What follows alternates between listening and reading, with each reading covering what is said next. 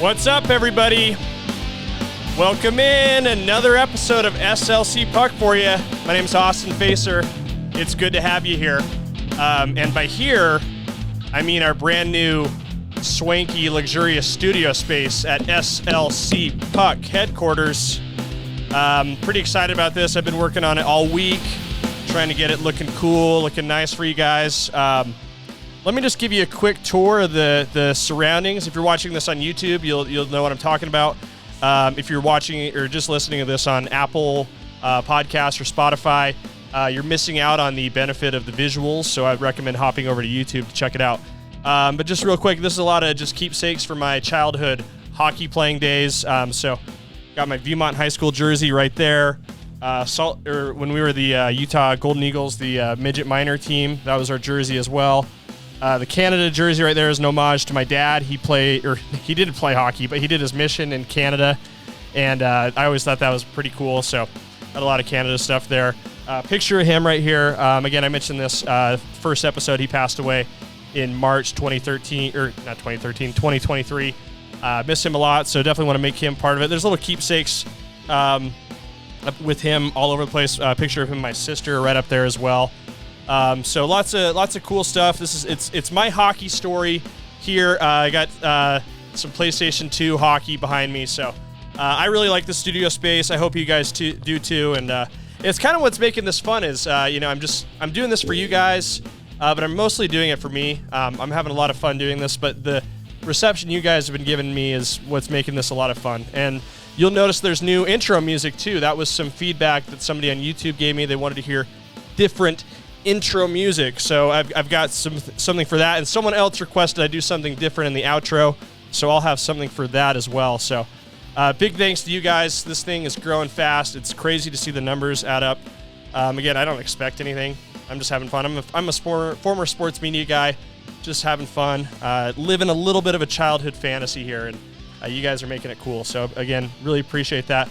T-shirt design as well I've got coming up, so stay tuned for that. I think you might have seen that on my Twitter, so there you go. If you follow me on Twitter, if you don't, you should. SLC Puck. So, real quick, first of all, we're talking here Sunday, May 5th. Cinco de Mayo. Feliz Cinco de Mayo a todos. Espero que se divierten, que tomen muchas margaritas y muchos tacos y se divierten mucho. Diviértense. That's me speaking Spanish. I speak Spanish. I don't know if you guys knew that. You do now. Man, I'm wired today. Just excited. The studio is great. And there was a great Game 7 as well between Boston and Toronto last night. I had a ton of fun watching that. It was an amazing 2-1 overtime win for the Bruins. And it was really awesome to see. It got me really excited to consider the possibilities of what an NHL game in Utah and perhaps even a Stanley Cup playoff game could feel like, because when David Pastrnak scored that overtime winner off an amazing bank pass into the corner from Hampus Lindholm, the Boston Garden, the TD Garden, went crazy, and it's going to be amazing to see that happen at the Delta Center sooner rather than later. So that was pretty cool. I was really excited to see that. But today we're going to talk about the Delta Center because some news broke and is going to continue to break this next week.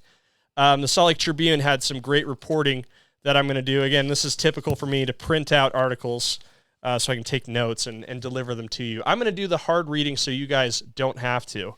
That's my promise to you on SLC Puck. We're going to make this easy for you. But the headline here, this is an article from, I don't see the date line on it, but it was this week. I think it was 2 days ago, maybe on the 3rd.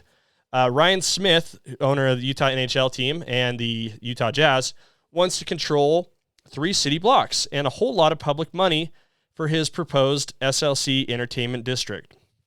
The billionaire sports tycoon, and I think that's the first time I've seen him referred to as a tycoon. So I mean, that's got to feel pretty cool.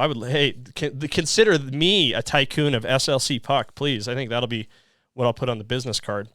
But anyway, it's great reporting here from the Tribune. Ryan Smith wants control of 3 downtown blocks, unlimited building heights, and a whole lot of public money as part of a deal to bring an entertainment district to Salt Lake City. These details come from an April 4th application the billionaire sports tycoon submitted to the city, kicking off negotiations for creating the new downtown district. So if you're following the timeline, the team was announced on April 18th that it'll be coming. So this application that Ryan Smith submitted to on the 4th, he had a good inkling they were going to get the team at that point. That's what that tells me. The city initially denied the Salt Lake Tribune's open records request for the application, citing business confidentiality. I wonder if that was before the announcement was made.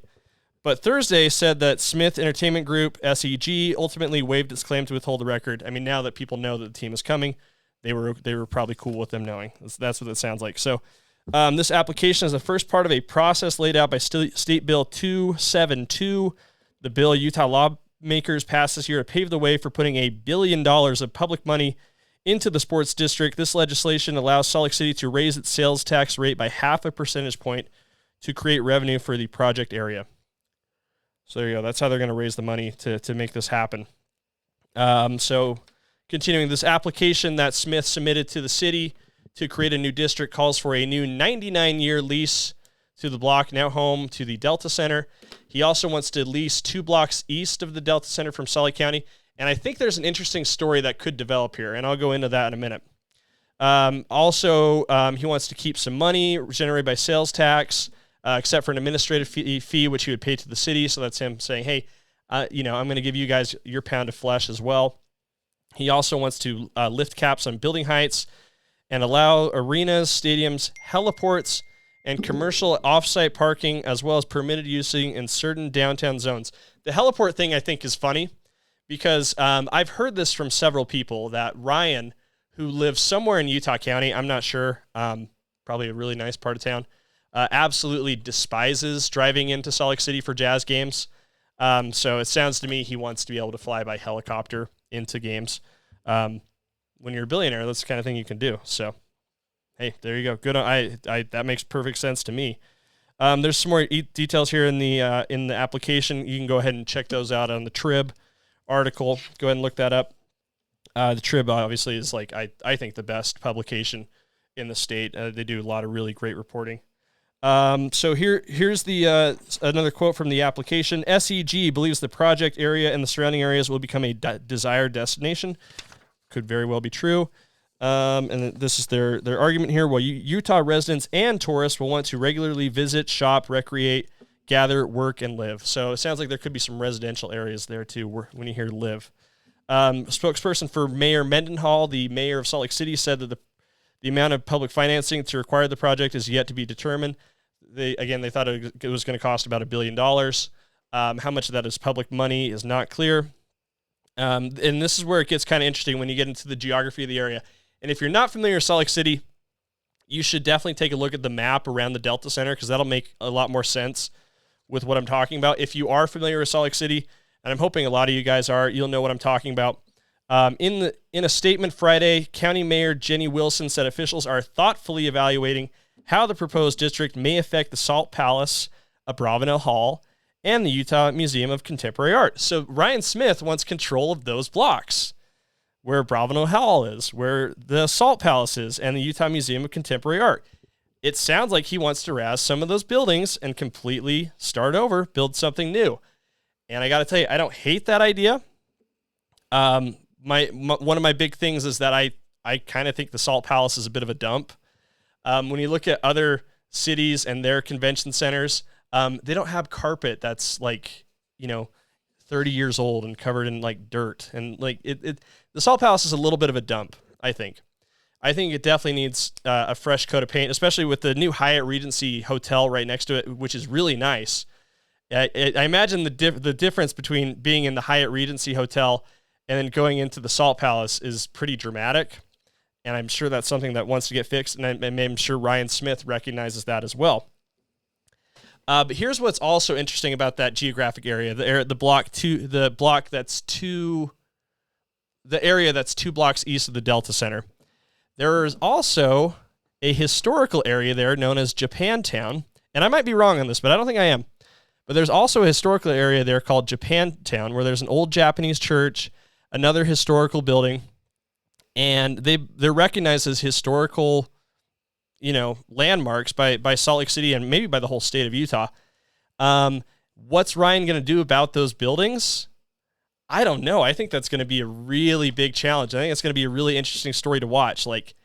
How is he going to convince these people who have so much meaning tied to the Japanese, church and all that they need to make way for a new entertainment district? I don't know. I think that'll be pretty interesting. Are they going to just build a cool sports, entertainment district with a mall and cool condos around this old Japanese church?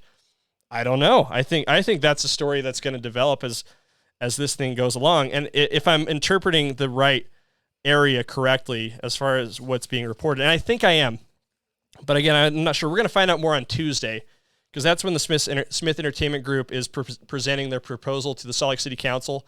And at that point, I'm sure we'll see renderings. I'm sure we'll see maps. I'm sure we'll see more detailed plans. Maybe they've already spoken to the Japanese church. That's totally possible. But we're going to find out more this week. We're talking here on Sunday, May 5th, El Cinco de Mayo. And again, there'll be more to talk about in our next episode, which is probably going to be on Wednesday. So make sure you like and subscribe to get some of that information. But just to finish off the article here, let's see. The Salt Lake City Council Chair said any approach to public financing with a private entity should be done with skepticism. Any public funding that is on the table will come with a negotiation. Everything is so conceptual that it would be naive for us to close ourselves off to any options. And speaking of concepts, I know Ryan Smith posted a picture of the concepts that he had for the new reimagined Delta Center. I've always thought that was an AI generated concept drawing. So it'll be interesting to see what the new renderings look like this week. I'm sure we'll see that. So again, that'll be Tuesday. Great article here by the Salt Lake Tribune. I think Blake Apgar wrote this, and then it says here at the end, Tribune reporter Andy Larson contributed. So big ups to those guys. Great work doing that. And we'll see how that shakes out. So I would follow the Trib, KSL.com, local sources like that for the quickest info possible. Again, my job is not to break the news. I've always felt like, this show is just going to comment and tell you what I think, and I'll try to do it in a humorous way from time to time. I'm not sure if I'm accomplishing it that well today. But we'll continue on. I think this raises a lot of interesting questions.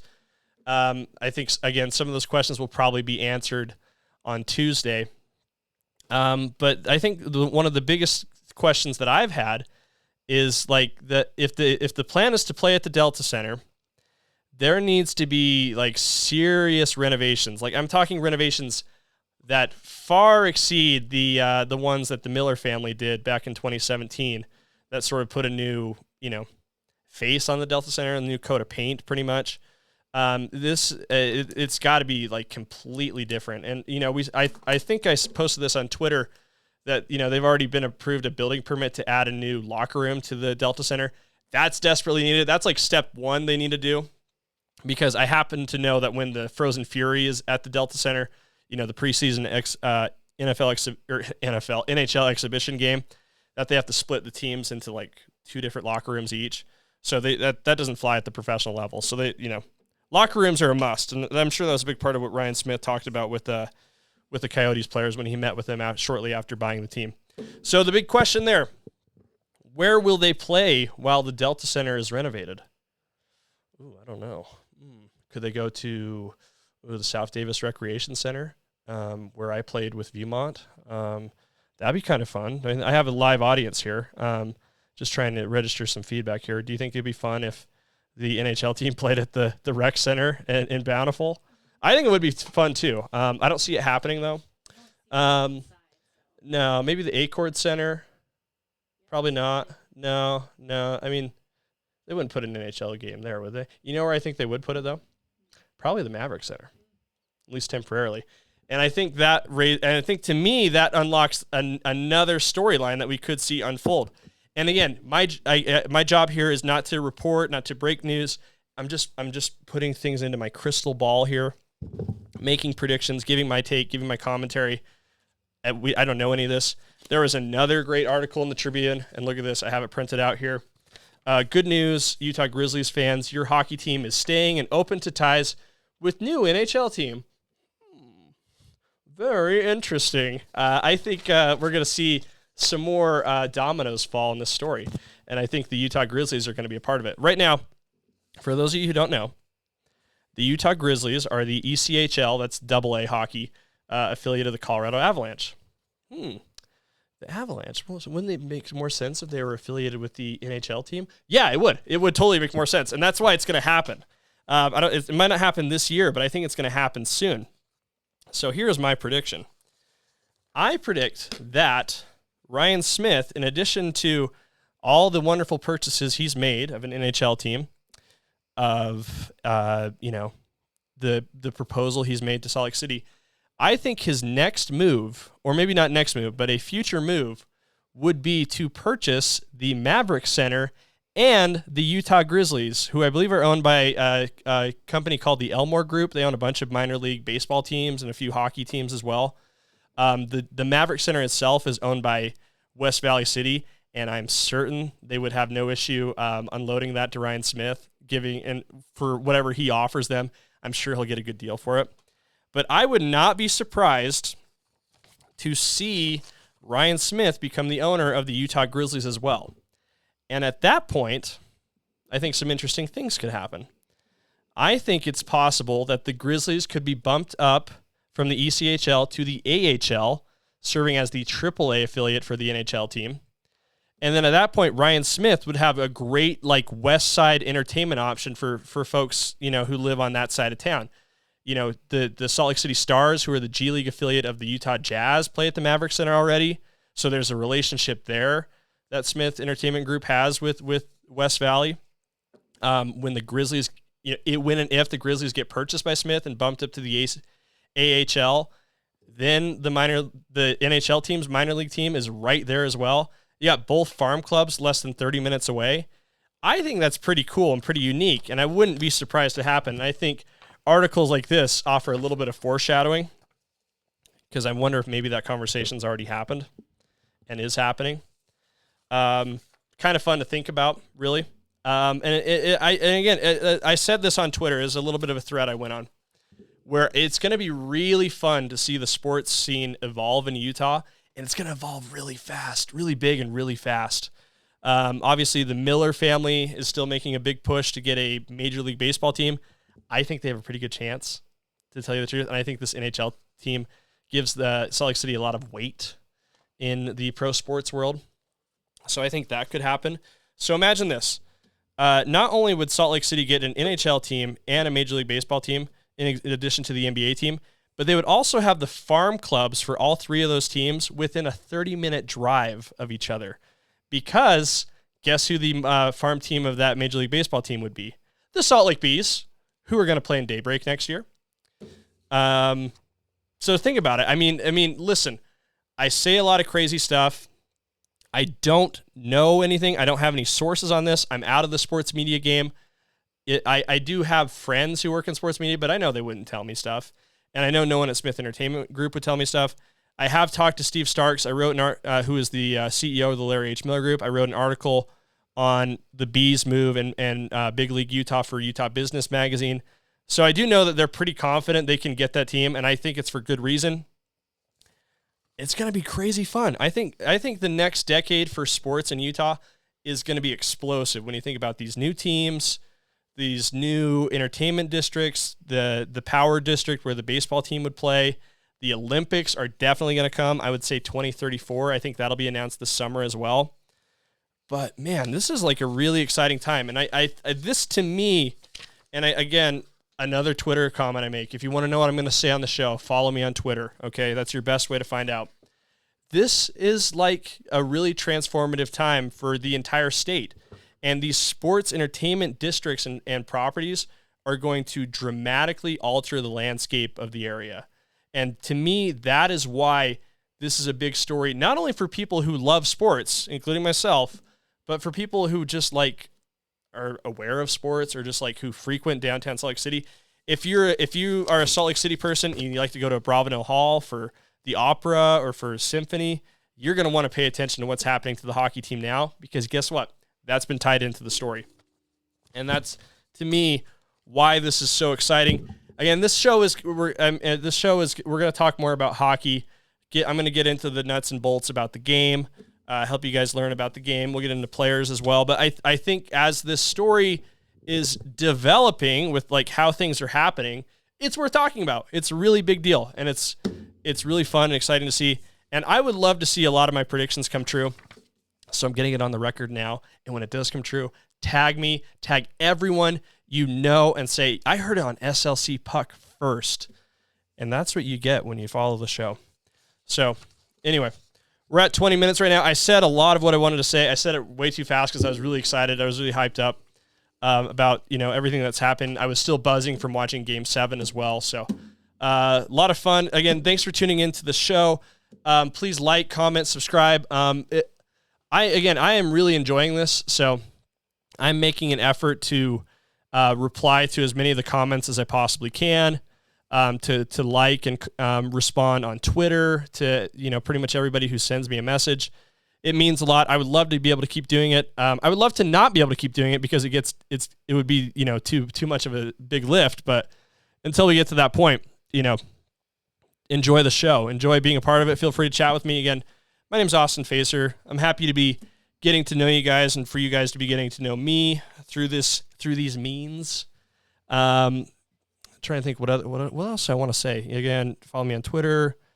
Let me know what you think about the studio. I'm on Instagram too, but I'm not really doing much. I put together a mock-up for like t-shirts that I want to sell. It's got the I think his name's Goldie or maybe Icy. He was the mascot of the Golden Eagles. He's like wearing like a mohawk and has a his middle finger extended, real punk rock attitude. So please check that out. Let me know what you think. I'd love to get those shirts going for you guys. Make them affordable as much as I can. We'd use it as a vehicle to improve the show. And that's really all I want to do is just do the show and do it as well as I possibly can. Again, so your guys' feedback is shaping the show. Someone gave me some feedback on my last episode. They're like, "Hey, I love the show, but the music at the end is like it's a little too much for me. I try to watch the podcast or have podcasts going on, while I'm getting ready for bed." And I really took that to heart. And what you guys have to say means a lot to me. And again, I want this show to be as good as I possibly can. And so this goes out to you guys, to whoever that person is. I'm going to talk really soft into the microphone. I'm going to turn the volume up. And I'm going to whisper into it a little bit of ASMR. And I'm also going to cue some soothing music for you to listen to as you fall asleep.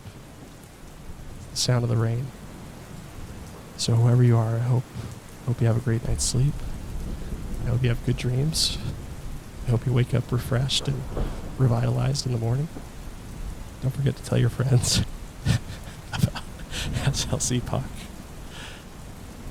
Give me money if you can. Find a way to give me money so I can make the show even better for you. Don't forget that I'm the podcast host that cares the most about you. That's why I made this outro music the way it is. And why I'm whispering right into the mic this way. So have a good night wherever you are. We'll talk soon. Thank you for listening to SLC Puck.